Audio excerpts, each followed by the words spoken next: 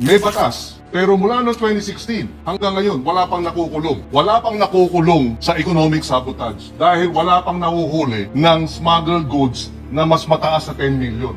Walang above 10 million. Kaya walang economic sabotage, walang non-bailable na kaso. Pwede ba yun since 2016? Problem also is with the Bureau of Customs, Mr. President, kasi malapit dyan sa Bureau of Customs, believe it or not, hindi lang sila mga opisyalis ng Bureau of Customs, kundi sila mismo ay mga smuggler or kundi man kasosyo ng mga smuggler. So how can you stop smuggling kung yung mga kawani sa Bureau of Customs, sila mismo ang mga smugglers? Para din yan siguro ginoo mula sa Isabela na may tulay na bumagsak tapos truck driver lang ang mananagot. Wala na pong rice smuggler. Legal na kasi. Systemic na. Ang sabi niya, one-stop shop na raw ang BOC.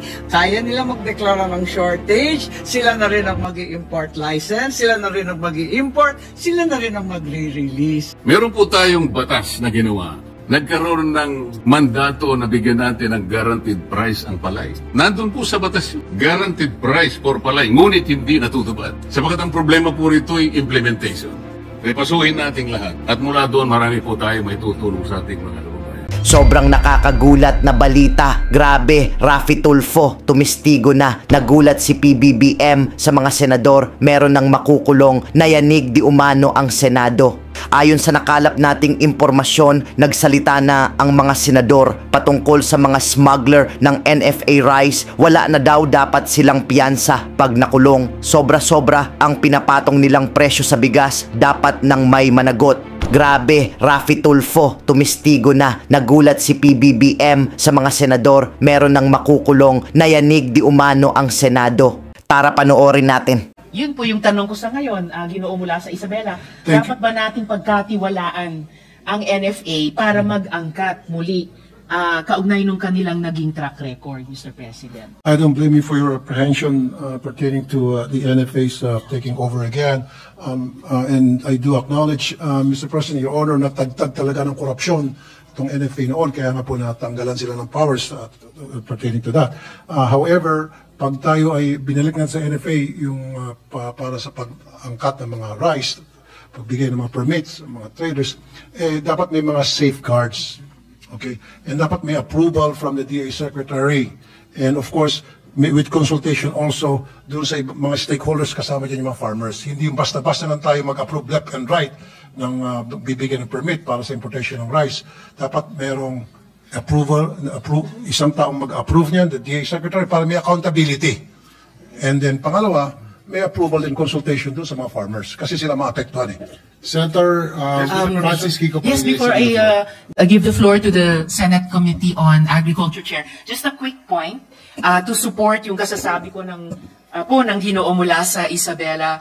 Definitely, safeguards at yung empowerment ng mga magsasaka ng palay dun sa approval process. Tingin ko yan yung kailangan nating tignan muna o isama kung i-consider nga ng Kongreso ibalik sa NFA itong tungkulin na mag-angkat. At this point, Mr. President, I give the floor to the Chair of the Senate Committee on Agriculture. Yes, Senator Pangilinan is recognized. Yes, if I may just interject. The matter of returning or giving back certain powers to the NFA, Mr. President, we will look into, and the safeguards that are being recommended, we will likewise look into. Just for the record, Mr. President, this representation was chairman of the board of the National Food Authority from 2014 and 2015. And in the 42-year history of NFA, the first time that government-to-government bidding failed, there was a failed bidding, was under my watch. Precisely, we rejected overpriced offers of Thailand and Vietnam. And we came up with a transparent process of bidding wherein we had asked Vietnam, Thailand, Cambodia, Myanmar to submit their bids at 10 in the morning. And if we were not happy with the bids, we would ask them to submit a second offer by 2 o'clock in the afternoon of the same day. And in 4 occasions throughout a year and a half, we rejected their first offer. And in 4 occasions, they submitted a lower offer. which saved the government, in a period of 1 year and a half, 7 billion pesos. The basis for our rejection for the first time in the NFA history was we had an approved budget for contract. Prior to our watch, there was no approved budget for contract for any government-to-government purchase. Meaning to say, the sky's the limit. And in our first experience, as we went through the bidding process, 3 weeks after we announced that we were to purchase 500,000 metric tons through an open tender, which was the first mode that we implemented, rice prices in the world market went up by $30 per metric ton sa loob ng 3 linggo. At dahil meron kaming approved budget for contract, based on yung presyo ng world market prices ng 3 rice price monitoring international agencies, we got the average, therefore plus minus $5, yun yung aming approved budget for contract. E tumaas ng $30 per metric ton in 3 weeks. Ni-reject namin. The following week, world market prices went down by $30. Ibig sabihin, meron talagang kalokohan. And we will put those safeguards, assuming that we return the powers of the NFA to do G2G importation. All these must be in the law, so that there is no discretion on the part of the NFA to decide how much prices of rice should be purchased, at what cost, etc. Kasi na nangyayari nun, lahat ng binibili nating bigas from NFA, inuutang natin sa Development Bank o kaya sa Land Bank. Kaya umabot ng hanggang halos 200 bilyong piso ang utang ng NFA. But for the first time in the history, when we brought down rice prices imported by 7 billion, nagawa natin ng paraan na mapababa yung utang din ng NFA. So it can be done, but it requires safeguards, and I agree, and clear cut. Hindi pwede sa IRR ito, dahil lulutuin na naman pagdating sa IRR. Dapat ito sa batas mismo. Thank you, Senator Risa. Thank you, Senator. Thank you, Senator Pine. If I may interject also, Yes, Mr. President. I being the principal author of the Anti-Agricultural Smuggling Law of 2016, medyo nakaka-frustrate kasi dati po laganap ang smuggling, naipasa po natin na Anti-Agricultural Smuggling Law, naging ang NFA naman, kaliwat ka na naman ang issuance ng import permit. No? So, nawala yung smuggling, nag-morph siya into yung trading, yung trade, yung hoarding at iba pa. That's why we amended it to anti-agricultural economic sabotage. Pero napakano talaga. Sometimes it's really frustrating that our government agencies are the ones, kumbaga sila, innovative sila, no? Napapalusot. Kaya we commend Senator Tulfo for bringing this up, and hopefully we can really put the necessary safeguards to protect our farmers. No? Magaling, innovative talaga. Nung nalagay yung anti-agricultural smuggling law, import naman ang import. Kaya nag-evolve naman sila. So, we really have to put the necessary safeguards. Thank you. Salamat po, Mr. President. And so, dagdag na lang mula sa Isabela, speaking of the safeguard. So, dun sa intervention ng chair ng Committee on Agriculture, siguradong kailangan yung isang safeguard ay isang vigilant at saka decisive na leadership sa NFA at saka sa DA kung i-consider nga po yung ganitong amendment sa batas. Yung susunod ko pong tanong, kanina na itanong ko, pagkakatiwalaan ba dapat natin ng NFA na mag-angkat? Ngayon din, should we trust NFA to handle rice stocks? Well, again, what has been their track record? And I ask this because concerns about the NFA's efficiency and market impact under its pre-RTL mandate are well documented. Its operations were frequently criticized for inefficient storage and handling, leading to substantial wastage. For example, ito mula po sa House hearings, 2 pesos 47 centavos were reportedly wasted for every kilogram of rice imported by NFA. In 2011, about a third of imported rice went to waste due to these inefficiencies. So, given yung ganitong mga track record, dapat ba natin pagkatiwala ng NFA na alagaan yung rice stocks natin? Yes, Mr. President, Your Honor, I really do agree with you na doon sa tanong niyo kung dapat magpakitiwalaan. Even I myself, nagdududa nung una. Pero after na napag-isip-isipan ko, why not give it another chance? Pero dapat meron talagang monitoring at of course may mga safeguards to ensure na tama yung ginagawa ng trabaho at hindi sila mapapasukan ng sindikato at yung natatrabaho doon ay mga tao meron talagang pagmamahal at pagmamalasakit sa ating mga farmers. So dapat yung ilalagay natin dyan sa NFA, yung siguro dating farmer o may experience sa farming at may pagmamahal talaga at may puso para sa mga farmers. Hindi yung kung saan-saan lang pinulot sa kalye, nagtitinda dyan sa bangketa, ng sigarilyo at kaibigan tayo, gawin na kitang NFA administrator. I'm just kidding, Mr. President. Ganon kasi nangyari kung minsan. It's not what you know, it's whom you know. Kaya sana maiwasan natin ganong klaseng practice, especially dito sa NFA. Dapat mapangalagaan natin yung kapakanan natin mga farmers and by doing so, dapat experience talaga. May experience, may integrity, yung ilalagay natin dyan sa NFA. And of course, kasama na rin yan, palagi natin minomonitor at palagi natin may safeguards.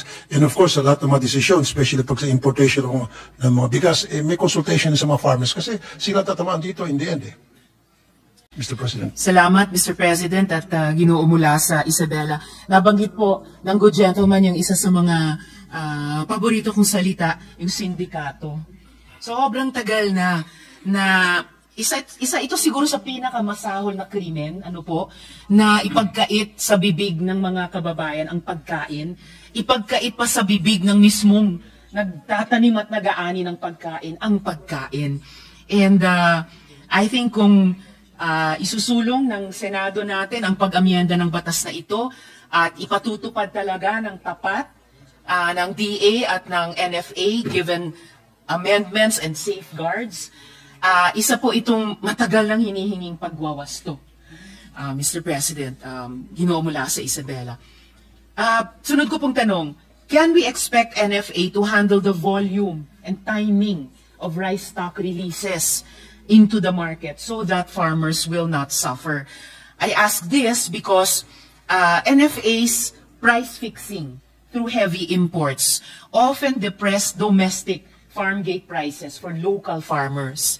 Despite its dual mandate to stabilize prices for consumers and support farmers, yung pinag-uusapan po nating balanse, these goals frequently led to mutually conflicting results, penalizing both consumers through artificially high prices compared to world markets, and producers, penalizing producers also through depressed farm gate prices. So, maasahan po ba natin ang NFA na i-handle yung volume at saka yung tamang timing ng rice stock releases sa merkado para hindi naman po mapinsalaan yung mga magsasaka, Mr. President? That is correct, Mr. President, Your Honor. Before giving back the powers to import rice sa NFA, dapat gagawin muna tayo ng mga thorough study and maraming stakeholders dapat involved at pag-aralan yan and then available yung mga data kung dapat ba talagang ibalik na natin sa NFA yung powers sa G2G importation ng rice. And like I said, always palaging involved yung mga farmers natin dahil sila naman talaga at the end of the day ang tatamaan dito. Salamat, Mr. President. I'm also all for that thorough study dahil mayaman naman po yung track record for good or for ill ng NFA sa nakaraang mga taon pre and during itong RTL at talagang mapagbabatayan po ng Senado, of course with inputs also from DA and NFA itself at gaya ng sinasabi ng Ginoo mula sa Isabela mula sa mga organisadong magsasaka. Sunog na tanong po, if retail prices did not go down, shouldn't the response be to get PCC recommendations, so yung Philippine Competition Commission, and identify bad actors in the industry instead of bringing in the NFA, which may turn out to be just another bad actor like it was in the past? And I ask this because the core of the current debate stems from the fact that despite the reduction of rice tariffs from 35% to 15% in July 2024 under Executive Order 62 and the decrease in world market prices, retail prices in, for example, Metro Manila have remained stubbornly high. The House Murang Pagkain Super Committee found that the benefits of reduced tariffs were scooped up by importers and intermediaries rather than being passed on, those benefits passed on to consumers. So, kung hindi bumaba yung retail prices, hindi ba dapat ang tugon natin kunin na lang yung mga rekomendasyon ng PCC tapos tukuyin yung mga bad actors sa industriya sa halip na ipasok sa eksena yung NFA, Mr. President? You're on point, Mr. President, Your Honor, yung pagsabi nyo, despite the fact na bumaba na yung tariff, pero mahal pa yung presyo ng bigas, that has to be investigated. Why? What went wrong?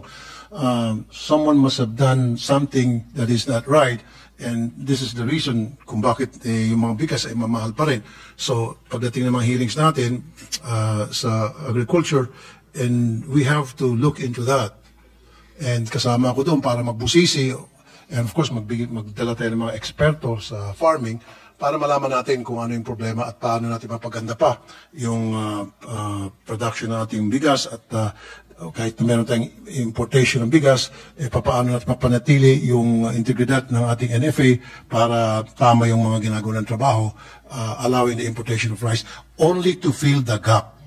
Hindi pwede yung nag-import tayo dahil wala tayong farm dito sa Pilipinas, wala tayong mga farmers. Marami tayong mga farmers dito, kulang nga lang sa support. So, ang dapat, ang nasa isip natin, ilagay natin sa ating isipan palagi, na yung pag-import is only to fill the gap, na dahil kulang tayo sa supply.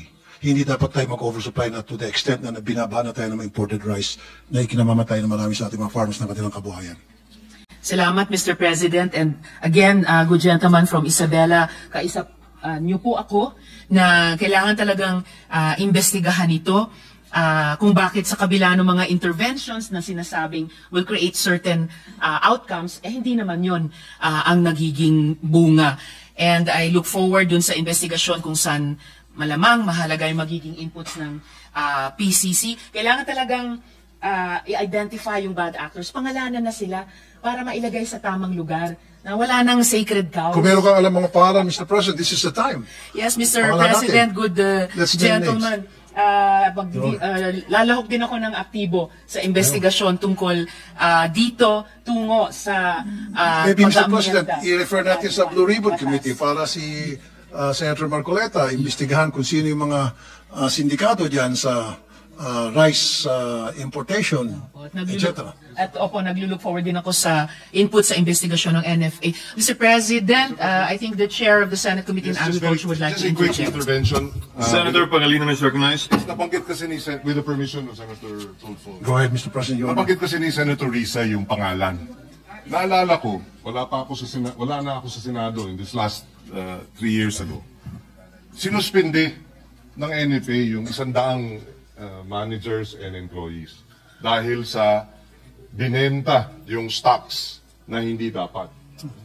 So, may pangalan yung NFA, pero kanino binenta yung stocks? Ba't walang pangalan? In other words, lumabas sa dyaryo, 100 NFA ang sinuspindi. Pati ang NFA administrator, natanggal eh. Pero binenta niya eh. Binenta nila sa trader. Pero pag binasa mo yung media report, walang pangalan yung traders. Ba't hindi sila kasama doon sa pananagutan? At ganyan ang nangyayari. And then one more point maybe, very quickly, Mr. President, nabanggit kanina ni Senator Senator JV, may batas. Pero mula noong 2016, hanggang ngayon, wala pang nakukulong. Wala pang nakukulong sa economic sabotage dahil wala pang nahuhuli ng smuggled goods na mas mataas sa 10 million. Pag tinignan natin lahat ng mga news reports, 9.7 million smuggled, 7.2 million smuggled, 4.7 million smuggled.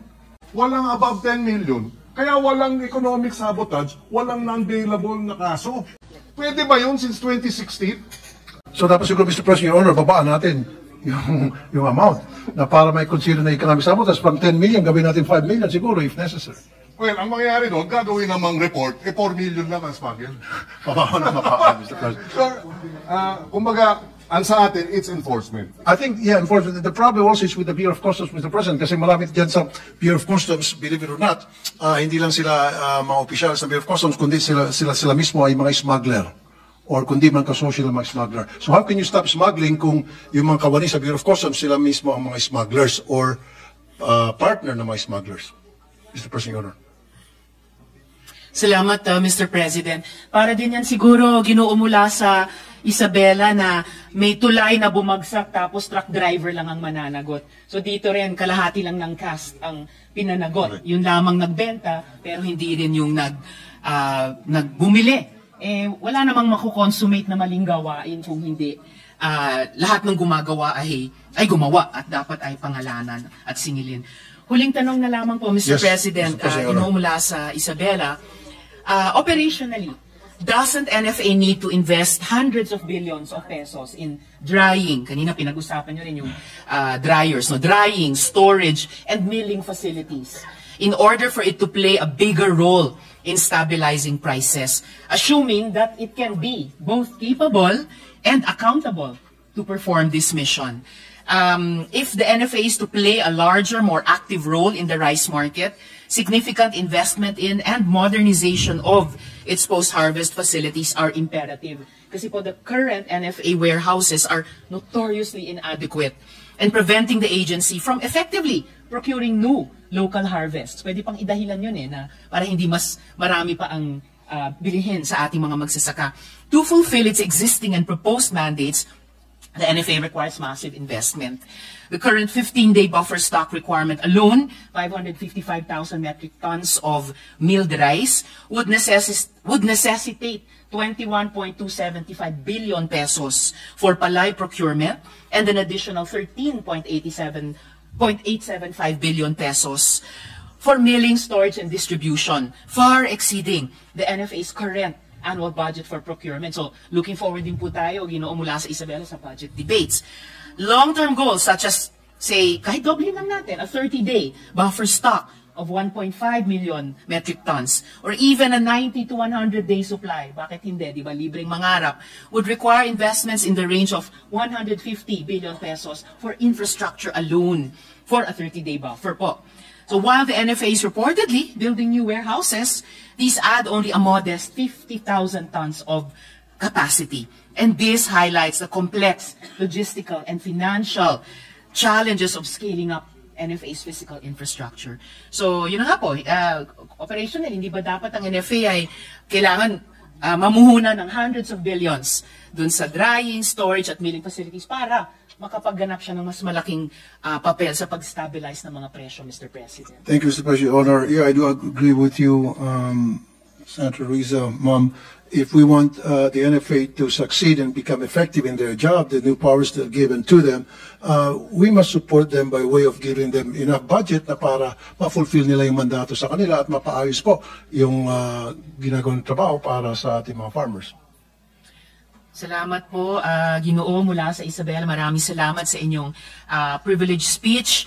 Binibigyan tayo ng mga konkretong dagdag na trabaho di lang sa legislation pero particularly sa budget making. Pero syempre, kung luluwagan natin na NFA in terms of yung mga tungkulin at kapangyarihan niya at pati tungkol sa budget, ibig sabihin proportionately lalaki din yung responsibilidad nila sa transparency and accountability. Precisely, Mr. President. So I'm with you there, good gentleman from Isabela, dun sa seryosong pag-aral nito at paglatag ng mga mahihigpit na safeguards. Maraming salamat po, Thank you, Mr. gentleman from Isabela. What is the Salamat pleasure of po, the Mr. Honorable President. Marcos? Yes, thank you very much, Mr. President and Majority Leader. Sasabat lang po ako dahil may ilang paksa na naumpisahan at nabuksan na kinakailangan siguro liwanagin natin. Unang-una, The lady may proceed. thank you very much, Sir President. Kung papayag ang ating minamahal na Senator mula sa Davao at Isabela, ay gusto ko lang mag-manifest at kung gusto niyo magkomento, medyo nalilito yata tayo sa dalawang magkaibang pondo. Hindi iisa yung mga nabanggit. Yung isa, yung National Rice Program, na talagang malaking-malaki under DA directly. Ito, walang limitasyon at umabot ito ng halos 31 billion noong 2024 dahil magulo nga ang pagka-implement. Binawasan sa 2025, naging 21.7 billion. Di hamak siyang mas malaki malaki sa RCEP. Yung RCEP, napako sa 10 billion at bawas nga ito nung panahon ng COVID. So I'd just like to make a distinction, having been one of the authors of the RTL amendments. In fact, it is under the National Rice Program where hybrid seeds are actually procured and distributed. Ito yung sinasabi na kung minsan late, tapos yun nga magulo. Tapos, ito, linabanan ko sa RCEP kasi nga may limitasyon doon na inbred lamang. Alam natin sa Isabela, katulad ng Ilocos Norte, ayaw ng ating mga magsasaka ng inbred. Mababa kasi yung ani. Pero, naisip na rin namin na maaring maganda rin yung inbred sa non-irrigated areas kasi bawas ito sa mga input. Less abono, less tubig, less lahat. Mababa nga lang ang ani. Kaya ayaw talaga ng nagsasaka. Pero, meron ng pambili ng hybrid, ang sabi ng DA, doon sa National Rice Program na di hamak na triple ang laki kesa sa RCEP. Ganon din yung mga made in China na mechanized and small machines na ginagamit. Bawal yung made in China, Filmec ang nasa RCEP. So dito gawa yun. Iba-iba ang mga budget ng DA. Gusto ko lang liwanagin na magkahiwalay yan. Ikalawa, yung tungkol sa NFA, ayaw namin pumayag noon na alam ito ni Senator JV at yung iba pang pangkat at miyembro doon sa komite na ayaw namin ibalik sa NFA yung pag-i-import ng bigas diretso. Kasi sunod-sunod yung scam niyan. Talagang kumikita sila pag imported, nalulugi kapag lokal. Kaya talagang hindi pinayagan niya na mag-import. Ang tanging pinayagan na lamang ay DA. Maari na kailangan buksan na naman ang paksang yan kasi medyo magulo nga at kinakailangan intindihin. Ikatlo, sang-ayon po ako na magkaroon ng isang floor price sa farm gate. Ang akin, para tayong nafi-fixate sa retail price yung SRP, yung suggested retail price sa palengke, sa retailer, yung mahiwagang 20 pesos rice. Pero nakakaligtaan natin sa 20 pesos rice, paano naman yung magsasaka? Tuwa nga yung consumer sa 20, paano naman yung nagsasaka kung ampunan 15 to 17 pesos, pagkatapos ang benta mo sa 8 pesos, wala pang bumibili. Talaga nag-iiyakan at talaga nakakalungkot. Sa US, kung saan napakayaman na bansa, at pati mga nagsasaka talagang kumikita, lalo na sa mais, meron silang tinatawag na farm bill. Siguro panahon na tayo magkaroon ng farm bill kung saan may floor price ang ating farm gate, pati yung ating mga biyahero, trader, at yung mga nagkukumpuni and consolidator, may floor price din, at wag lamang yung SRP sa retail or sa palengke. At higit sa lahat, nabanggit na rin yung post-harvest, yung multi-purpose drying pavement, lahat ng national highway kung saan tinutuyo yung bigas, yun ay isang solusyon na kung tutuusin, instant solution. Pagkat ang Pilipinas ay isa sa mga bansa kung saan napakataas ng ating post-harvest loss. Nasa 23% na nadudurog, nadudumihan, nahahaluan ng bato, lahat nasa kalsada. Sila ang may-ari ng kalsada natin.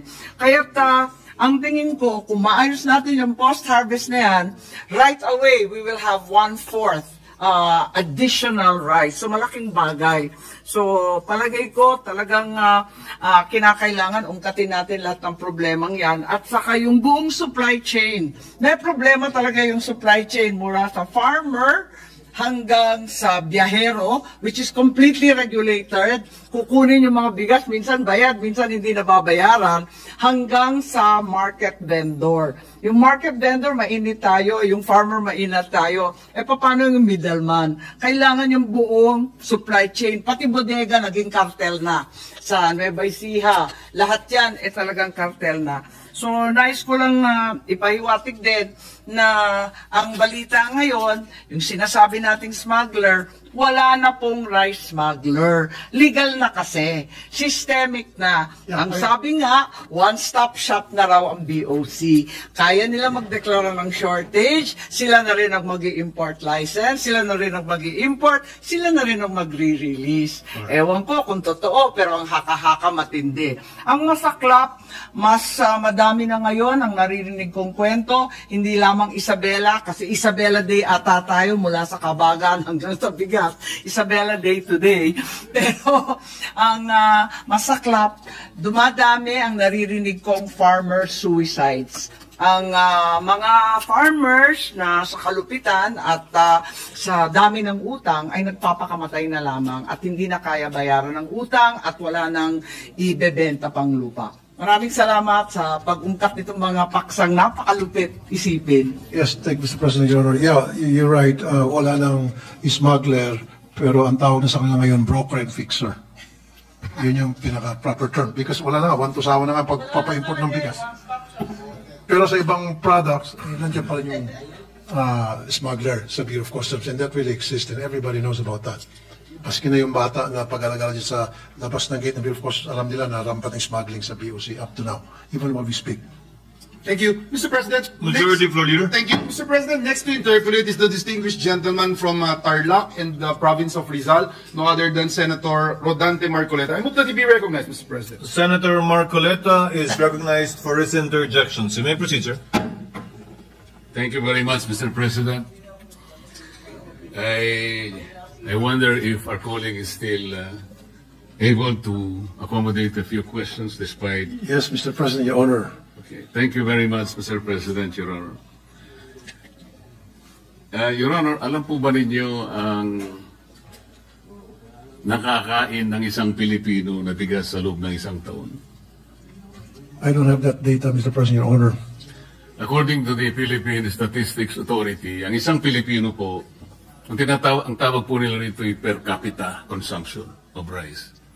122 kilos daw po ang nakakain ng isang Pilipino sa loob ng isang taon.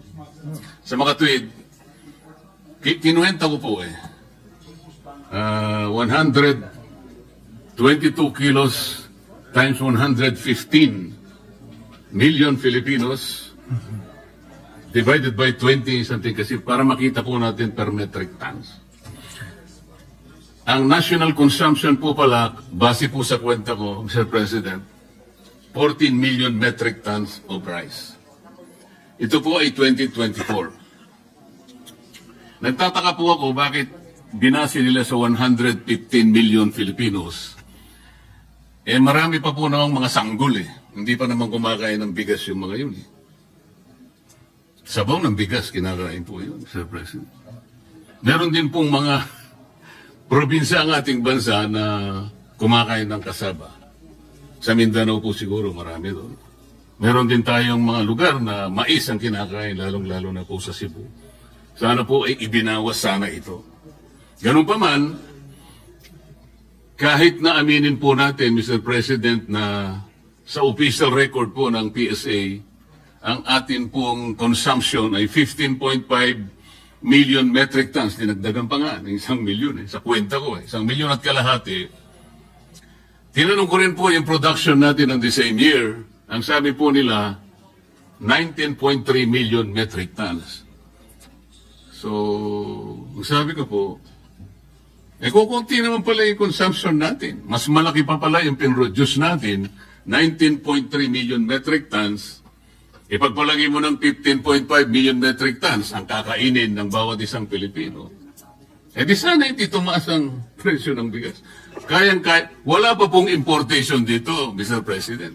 Sa production pa lang natin, kayang-kaya na nating takpan ang pangangailangan po ng bawat isang Pilipino. So nagtanong po ako sa aking mga kaibigan sa mga concerned agencies na ayaw na po nilang ipabanggit ang mga pangalan for obvious reasons. Paano po ako nangyari yan? This seems to be a very big conundrum for all of us. Hindi po nila mahipaliwanag, Mr. President. So dito po, kitang-kita natin ang napakalaking korupsyon na yung sinasabi po kanina ni Senator Jaime na supply chain, kahit na po hindi natin tingnan doon dito pa lang sa statistics na ito sobra po ang ating production kesa pangangailangan natin sa pagkain. Kaya nakakabahala po kung bakit wala pa pong importation dito, bakit ganun na po ang kinalabasan. Kagaya rin po ng mga nauna nag-interpellate na ako po'y tinawagan din ng ating mga kababayan na mga magsasaka sa Tarlac sapagkat ako naman po ay taga-Tarlac. At sa Pampanga, lalong-lalo na po ang Pampanga, sa Minalin, sa Florida Blanca, Candaba at Santa Ana. Halos umiiyak po sila one month ago sapagkat yung pong bagong gapas na palay ay binibili na lamang po between 7 to 8 pesos per kilo. Ang nabilad naman po, Mr. President, Your Honor, 11 to 12 pesos per kilo. Sabi po nila, umiiyak po sila literally. Nakakaawa po ang kanilang kalagayan kaya biniro ko na lamang po sila. Bakit ako po ang tinawagan ninyo? Kasi po Kapampangan kayo si Senador Lito Lapid, Kapampangan. Pero ganito po ang gagawin natin. Kakausapin ko po ang aming mga kasama at pag-uukulan po natin ng atensyon ito pong problemang ito. Tama naman po na kailangan natin pong lunasan kaagad. Sapagkat kagaya po ng sinabi nila, wala na po kami kanyang kinabukasan pagka ganito ang patuloy na mangyayari sa amin. Kasaptar lang po, katulad po na pinag-uusapan nating tarification law, yung biyaya at pangako ng rice tarification law, sa barangay ko lamang po ay halos meron pang natitirang between 35 to 40 farmers na nabubuhay, Mr. President, Your Honor. Pero isa man sa kanila, nung tanongin ko, yung iba po ay meron ding nakalista sa RSBSA, pero ang karamihan po ay wala doon. Kaya nakikita ko, bakit wala sila sa RSBSA at yun namang nasa RSBSA, wala naman tinatanggap. Kaya kailangan po sigurong makita natin lahat yun, Mr. President. I totally agree with you, Mr. President, Your Honor. Pero kanina medyo nakabulabog na banggit yung numero. Tama talaga kayo doon. Kung totoo yun, 14 million metric tons lang kailangan 115 Filipinos to makukonsume na rice in a year versus 19 million metric tons ang pinaproduce natin sa ating bansa na bigas. Ba't pa tayo mag-import? So that has to be investigated, Mr. President. Sa kanila po galing yung statistics, Mr. President? That is correct. That has to be investigated thoroughly. Kung tama ba yung figures, then... What is the pleasure of the Honorable Pangilinan? With the permission of Senator Marcoleta and Senator Tulfo. With the permission of the gentleman who have the floor, Senator Pangilinan may proceed. I may be mistaken, but I think the 19 million is palay. Igigiling pa yun. And 60% of that 19 million metric tons of palay becomes rice. So it's about 11.9 to 12 million na bigas. Kaya yung importation mo, yung consumption is 15 million bigas, 19 million yung palay. Pagka yan ay giniling, magiging 60%, which is about 12 million. So yung gap is about 2 million metric 2 tons. to 3 million. So dapat import natin no more than Well, 2 yes. million. Dapat, If we go by the pagka ganun, yes. statistics, those numbers. Hindi 5 million. No? Okay. Well, again, we will have to check the data, but I think that's... We have to check the data, Mr. President, because what I got, hindi po pala ito. Because alam ko po ang conversion rate. 67% po ang conversion rate mula sa palay sa pagiging bigas. Kaya nga po ako'y nagtaka, kahit na halimbawa gawin po nating palay ito, mataas pa rin po yung production kesa sa consumption. At kung aalisin nga po natin yung iba sapagkat ibinase po sa 115 million, talaga naman pong karamihan po ng mga sanggol hindi pa kumakain ng bigas, masyado pong malaki ang base data na ginamit po nila. I agree, Mr. President, Your Honor. Mr. President, Your Honor, alam po ba ninyo na wala pong continuing o permanent commission para sa agriculture? Hindi po kagaya ng EDCOM. Meron po tayong Education Commission na ito po ay created by law. Kaya po ito ay tuloy-tuloy na nagagampanan nila yung pagsasakatuparan ng pagre-review, pagre-revisa, yung progreso ng ating educational system. Ganon din po ang kuryente. Ang energy sector po natin, merong itinalagang JCEC kung tawagin. Ito po yung Joint Congressional Energy Commission. Ito po yung ginawa rin ng batas.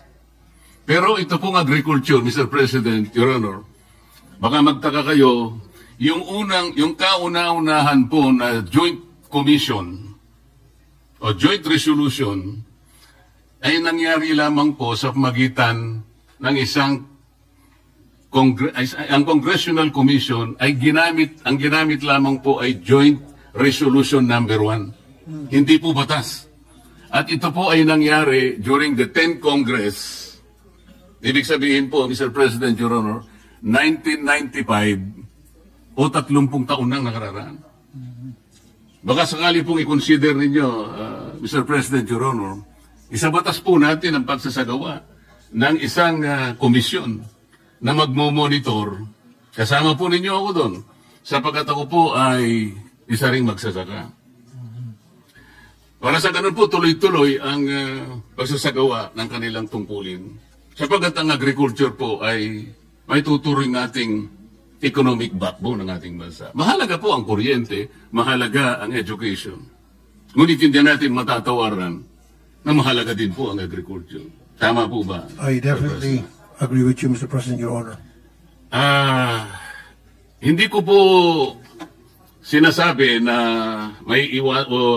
ayaw ko pong iwasan na sakasakali ang NFA makatulong po. I am with you in probably revisiting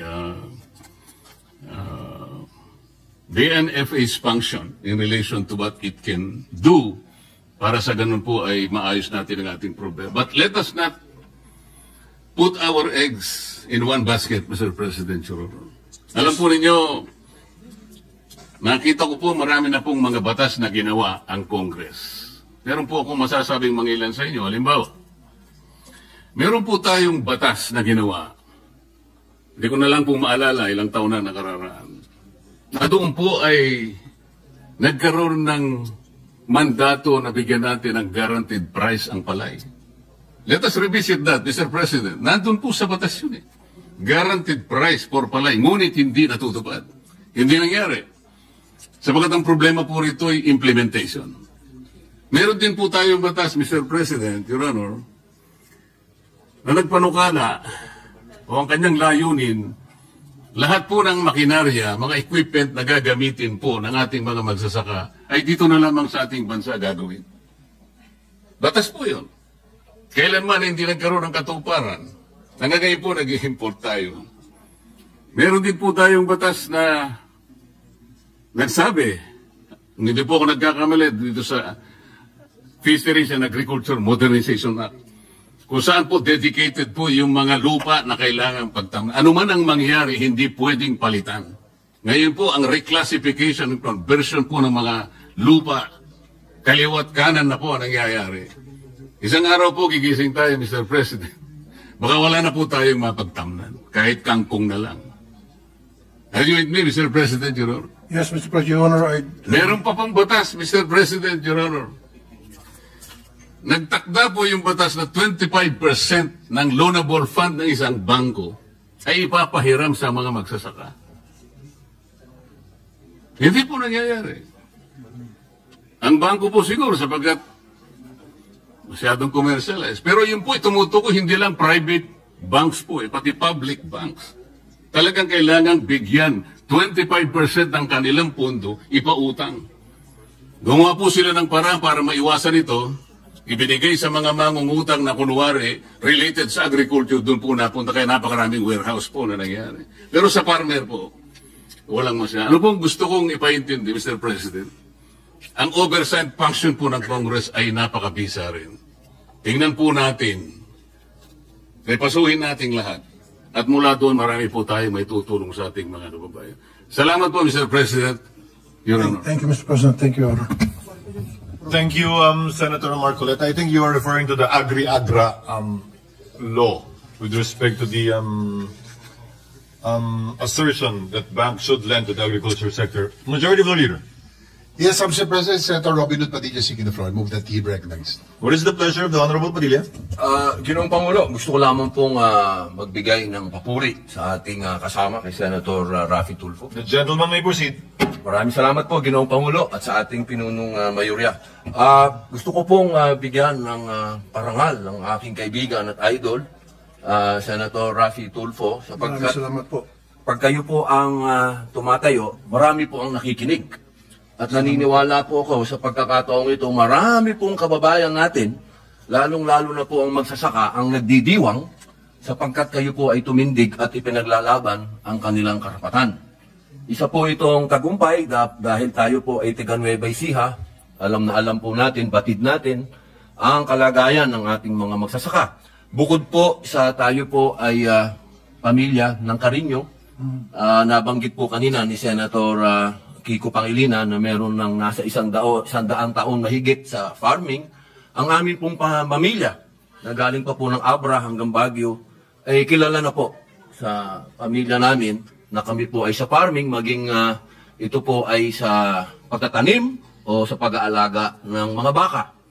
Ang gusto ko pong tumbukin, tayo po ay nagkaroon na ng pagdinig dito sa atin pong komite ng public information na ito po kasing RTL, nung hindi pa po tayo senador, number 1 po akong kritiko nito. Ito po ay katunayan, nung ako po'y nanalo na, unang-una ko pong isinampang panukala ay ang amendahan ito.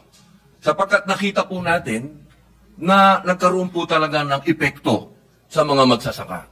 Pero noong tayo po ay nandito na at nakasama na po natin si Senator Cynthia Villar sa ginawa po niyang pagdinig, nakita po natin at naipaliwanag sa atin kung ano yung mga magagandang idudulot nito. Katunayan po, pagkatapos po natin mapag-aralan sa lingwahe ng Senado, doon po natin naintindihan na ito po ay kapakinabangan sa ating mga magsasaka. Ang nagiging problema po, yung implementasyon. Napakagulo po ng implementasyon na yun din naman po ang punto ni Senator Amy Marcos. Ang akin pong naging pagdinig dito sa public information ay hindi po ito na ipapaliwanag ng maayos sa ating mga magsasaka at hiningi po natin na sana magkaroon ng pagpapaliwanag sa lingwahe nila. Halimbawa po, katulad po sa amin, hindi po siguro kalabisan kung magkakaroon ng pagpapaliwanag sa Ilocano. At ganun din po sa Isabela. Sana magkaroon po ng ganun na pagpapaliwanag, information po, at ganun din po sa mga nasa Bisaya o sa malalayong lugar, sana sa lingwahe ng magsasaka. At bilang dagdag po, nagkaroon po tayo ng amenda dito at malinaw po doon sa dinagdag natin na Section 13 na maggagawa po ng oversight every 6 years. Ngayon po, inihingi ko po sa inyo pong suporta, aming idol, na sa pamamagitan po ng ating bagong tagapangulo dito po sa Komite ng Agrikultura kay Senator Kiko Pangilinan na magsagawa po siya ng oversight. Kasi po, magkaiba po ang panahon eh. Meron pong panahon si Tita Cynthia, meron pong panahon ngayon si Senator Kiko Pangilinan. At hinihingi po natin na bago po sana tayo makapag-isip ng bagong amenda uli o ano man ang gusto natin gawin dito sa RTL, magkaroon muna po uli ng oversight. At hinihingi ko po na mapabilang po tayo dyan bilang, at kayo rin po, kayo po ang pinakamatinding kakampi dito, Senator Raffy. Maraming salamat, Mr. President. Opo, na sapagkat ulit ko po, ang inyo pong salita ay nagiging gospel minsan eh. Kaya po sana po, sa pagkakataong ang atin pong tagapangulo ngayon ay si Senator Kiko Pangilinan ay makapagsagawa po ng oversight na nasa Section 13 po ng bagong amenda sa RTL. Yun lamang po, muli po ako po'y tumitindig dito para suportahan po kayo at magpasalamat po sa inyo, Senator Raffy. Salamat, Mr. President. Napakaganda po yung inyong suwestyon at ako po'y nananalig na kayang gawin ni Senator Kiko Pangilinan yung inyong suwestyon na para magkaroon ng oversight committee na titingin at magmamonitor at sisiguraduhin na maayos ang pamamalakad ng anumang isasangguni natin na batas o amendment na patungkol sa mga farmers sa kabutihan ng ating mga farmers. Thank you, Senator Padilla. Majority Floor Leader. Yes, Mr. President, the Minority Leader is seeking the floor. I move that he be recognized. What is the pleasure of the Honorable Soto, our distinguished Minority Floor Leader? Thank you, Mr. President. I suppose the Majority Leader will refer the privilege speech and the succeeding interpellations to the Committee on Agriculture. That is most likely going to be the motion, Your Honor, yes. Thank you, yes, most likely. And therefore, may I suggest, to save me from filing a bill, may I suggest that the Committee on Agriculture study the possibility of the government buying 50% of the output of all farmers at their price. Please make a study to that effect, because based on a study that I was presented many years ago, it will help everyone, and the food prices might even go down. So please maybe ask the Committee on Agriculture to study that instead of filing a bill to that effect. May we get the comment of the chairperson of the Committee on Agriculture, Senator Pangilinan? Yes, sir. Yes, we will more than willingly look into the recommendation or the suggestion of the Minority Leader. But having said that, Mr. President, we actually have the law, Sagip-Saka Act, which mandates that direct purchases by government to farmers and fisherfolk organizations are exempted from public bidding, negotiated contract for feeding programs, calamity relief, and other related required programs of the government. Therefore, an executive order, I'd like to think, mandating all government entities and departments to henceforth purchase palay, rice directly from cooperatives, rice farmers, even livestock, Mr. President, even dairy, even vegetables and fruits. Lahat po yan at a fair price. Yes, government actually, Mr. President, and the Minority Leader is correct. Government is actually the biggest buyer of food every year. In fact, maybe the Senate President might look into, because we provide, for example, rice allowances for our employees. Of course, it's in the form of cash. Why not a portion of it become actually rice that we buy directly from rice farmers at the right price? Not the entire amount, but perhaps one sack maybe. If that is possible, that will directly benefit our rice farmers, and it will also provide precisely incomes for them. And of course, the Senate. So, Mr. President, we will look at perhaps how an executive order a recommended executive order for the full implementation of the Sagip-Saka. Mr. President. Yes, and Senator Tulfo is recognized. Yeah, I do agree with the Senate Minority Leader that the government should be the one buying the rice from the farmers at a certain price. But the problem is we don't have enough warehouses. The NFA doesn't have enough warehouses. Matter of fact, in Isabela alone, mas marami pang warehouse yung mga traders kaysa sa NFA. So ang nangyari, yung NFA, kung kulang sila ng warehouse, saan nila i-stock yung mga binibili nilang mga palay o bigas mula sa mga farmers. So we should invest. I do agree with the Senate Minority Leader, but we should invest first doon sa post-harvest. At kasama na nga doon yung pagkakaroon ng maraming mga warehouses ng NFA. Sa ngayong ata, sa bawat probinsya, correct me if I'm wrong, isang warehouse ng bawat province. Dapat, that should be more than that. Sa Isabela alone, siguro meron ka 50 or 60 warehouses mula sa mga traders. That's where the study comes in, Mr. President, because there is a successful experimental project to that effect that has been done by the Davao del Norte. The governor of Davao del Norte, Governor Hubaid, has been doing this for about 2 years already, and it's been successful. So LGUs could be used. Yes. FTIs in all LGUs could be possible. So again, the study can be made by the Committee on Agriculture. We will do so, Mr. President. If I may add, Mr. President, with the permission of the Minority Leader and Senator Tulfo, the provincial government of Sorsogon, Governor Boboy Hamor, nakita niya, binibili ng trader yung palay ng 13 pesos isang kilo. Lugi. He decided, because meron siyang requirements calamity relief buffer stocking, bumili siya ng palay ng 20 pesos kada kilo.